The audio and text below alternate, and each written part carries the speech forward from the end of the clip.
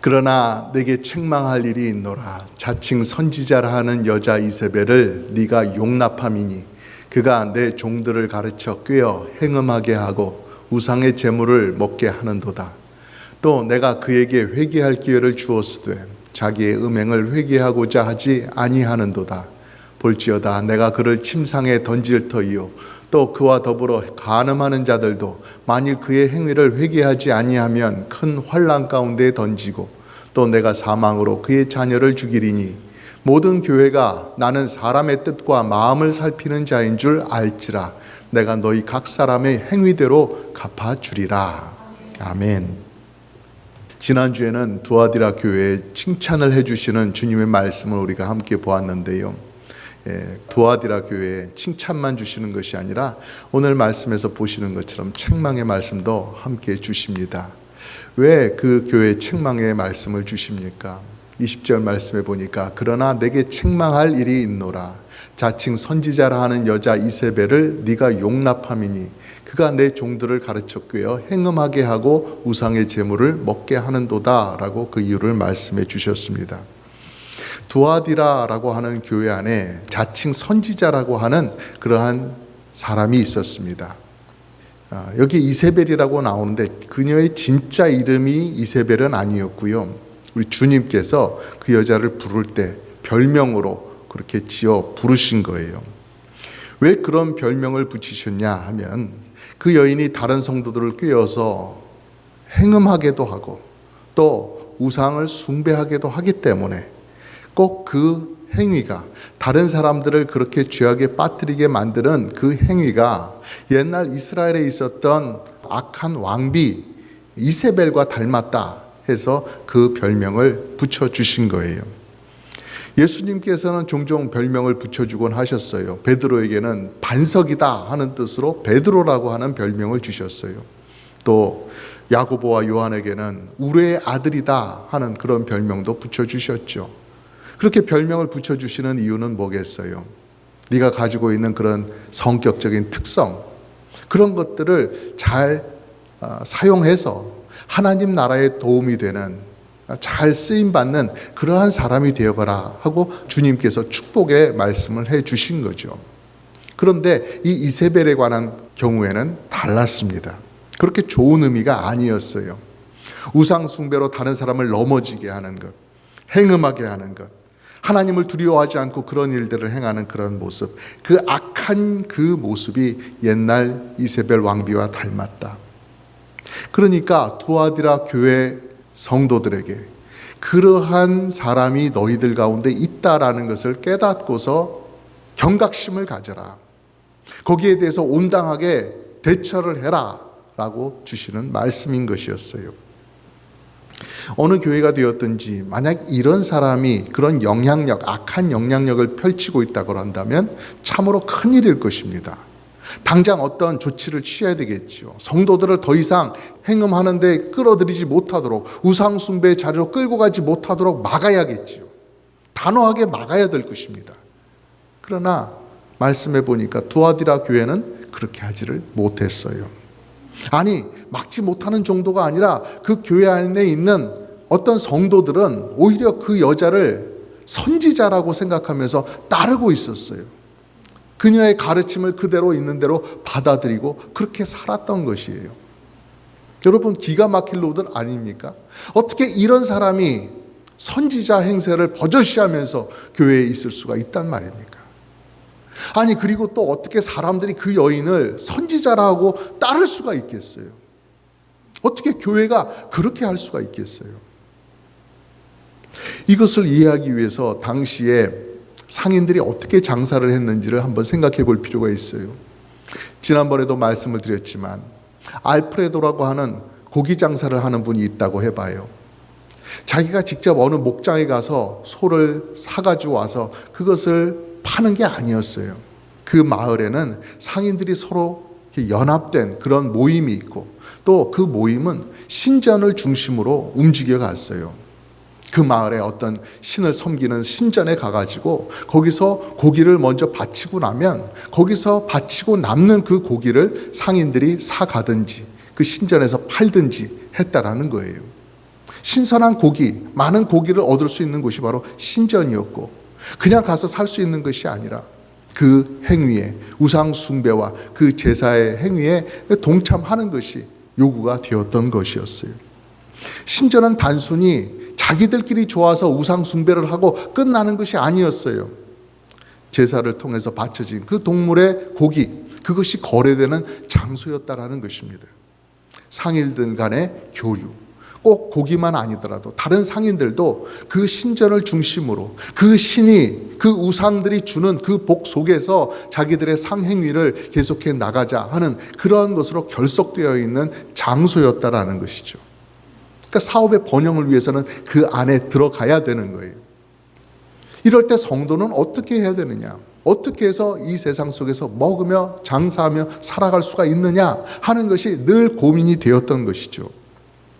요한 사도가 편지를 쓰는 주후 90년 이때에만 이러한 일이 있던 것이 아니라 바울 사도가 3차 전도 여행을 하던 그 50년대 초중반에도 이러한 것들이 교회의 고민거리였어요. 그래서 그때 쓰여진 고린도 전서에서도 우상에게 바쳐졌던 음식을 먹는 것, 고기를 먹는 것, 그것이 문제가 되어서 고린도 전서에서 해결책을, 답을 주고 있다라는 것이죠. 오늘 말씀의 이세벨이 한 짓이 무엇입니까? 성도들로 하여금 우상의 제물을 먹게 한다라는 것이었어요. 우상의 제물을 먹게 하는도다 하였습니다. 우상의 제물이라고 하는 것은 우상에게 바쳐졌던 제물이라고 하는 뜻이에요. 우상에게 바치고 제사를 드리고 나서 물려낸 그 고기를 먹게 한다라는 것이죠. 그렇기 때문에 그것을 먹지 않기 위해서 성도들은 조심조심하며 살았습니다.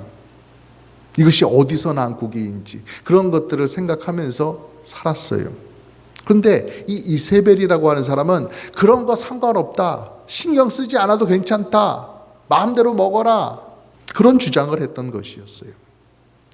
고린도 전서도 우상은 아무것도 아니다, 성도에게 아무런 영향을 미치지 못한다라고 말씀을 하지요. 우상에게 바쳐진 음식을 먹는다고 해서 그 사람이 더러워지는 것도 아니다. 그 육체나 그 영혼이 더러워지고 해로움을 입고 하는 것 아니다. 그렇다고 또 안 먹는다고 해서 그 사람이 그것 자체로 거룩해지는 것도 아니다. 그것은 아무것도 아니다. 음식일 뿐이다. 그렇게 자유하라고 가르쳤어요. 이것이 성경의 올바른 가르침이에요. 하지만 이세벨이 고린도 전서의 가르침과 다르게 가르치는 것이 있었다라는 것입니다. 육체적인 음행을 하도록 다른 사람들을 부추겼다는 거예요. 우상 숭배에 참여하도록 만들었다라는 것이에요.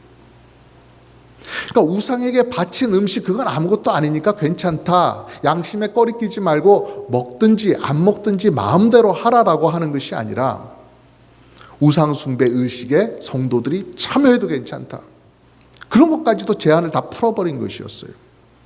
동네 사람들하고 적당하게 어울려 살아가야 될 것 아니냐. 우리가 살아가는 이 세상 사람들 어떤 사람들이냐, 음행을 하는 거 괜찮다라고 하는 사람들 아니냐. 그 사람들의 인생에 있어서 가장 중요한 것은 우상을 숭배하는 것 아니냐.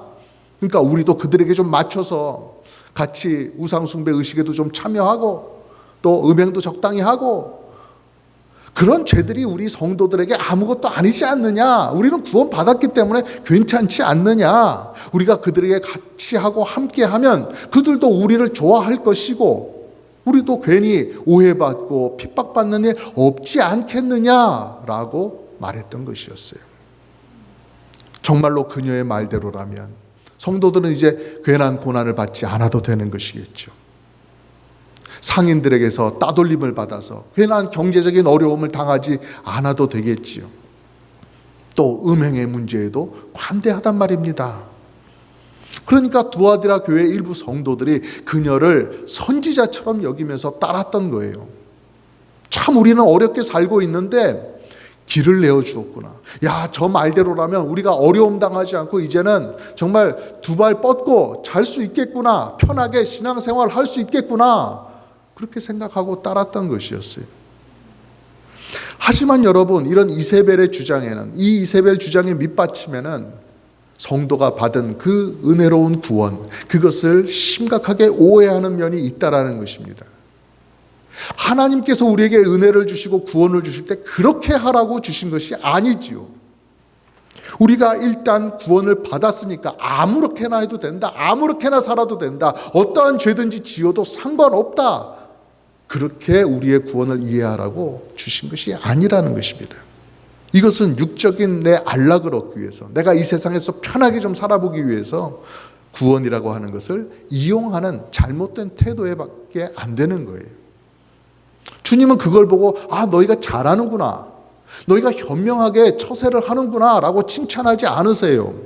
오늘 말씀해 보니까 행음하게 하고 우상의 재물을 먹게 한다라고 진단을 하시잖아요. 회개해야 된다라고 말씀을 하신다는 것입니다.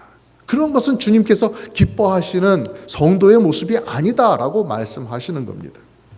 21절 말씀에 또 내가 그에게 회개할 기회를 주었으되 자기의 음행을 회개하고자 하지 아니하는도다 하였습니다. 오늘날에도 세상 각종 종교의 지도자들이 그런 이야기를 합니다. 우리가 섬기는 신들이 다 똑같은 신들 아니냐. 교회 지도자들도 우리가 섬기는 하나님이나 저들의 신이나 별반 다를 것 없다. 우리가 가지고 있는 신앙이라든지 우리의 신앙의 삶과 저들의 신앙과 그들의 삶이 다를 바가 없다. 그러니 서로 좋게 잘 지내자. 그런 이야기를 하는 사람들이 많이 있습니다. 그러나 이것은 주님께서 미워하신다라고 오늘 말씀에 분명히 보여주시는 것입니다. 회개해라 라고 말씀하시는 것입니다. 여러분, 만약 성도들이 정말 구원을 받았다고 한다면, 예수님을 믿기 때문에 그 이후에는 어떤 죄든지 거리낌 없이 지어나갈 수 있다고 한다면 왜 예수님께서 좁은 길로 가라라고 말씀을 하셨겠어요? 일찍부터 사도들에게 또는 성경에 기록을 해서 마음대로 살아라 라고 후련하게, 속 시원하게, 편하게 말씀해 주시면 얼마나 좋아요.